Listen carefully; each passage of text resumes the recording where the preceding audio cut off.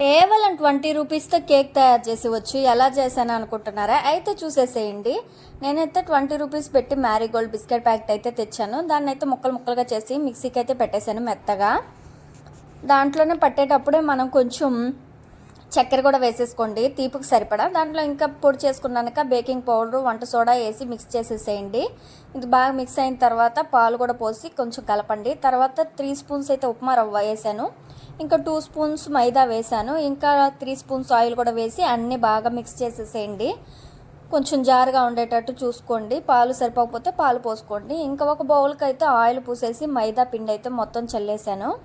ఇంకా మనం కలుపుకున్న మిశ్రమాన్ని అంతా ఇట్లా బౌల్కి పోసేసి పక్కన పెట్టేసేయండి. ఇంకా స్టవ్ అయితే ఆన్ చేసేసి ఒక పెద్ద వెడల్పాటి మందంగా ఉండే దాంట్లో అయితే వాటర్ పోయండి. ఇంకా మనం పోసి పెట్టుకున్నాం కదా మిశ్రమం, ఆ వాటర్లో అయితే పెట్టేసేయండి. ఆ మిశ్రమానికి ఒక మూత విడిగా పెట్టండి. తర్వాత ఆ పైన గిన్నెకైతే ఒక మూత విడిగా పెట్టండి. తర్వాత అయితే ఒక బరువైనది ఏదైనా పెట్టేసేయండి. ఇంకా ఉడికిందా లేదా అని నైఫ్తో అయితే గుచ్చి చూడండి. అంటుకోకపోతే కలిపినట్టే ఇది మొత్తం. ఇంకైతే తీసేసుకొని తినేయడమే. చాలా సింపుల్ ప్రాసెస్ అండి. మీరు కూడా ఇట్లా ట్రై చేయండి. మీ పిల్లలు కూడా చాలా ఇష్టంగా తింటారు.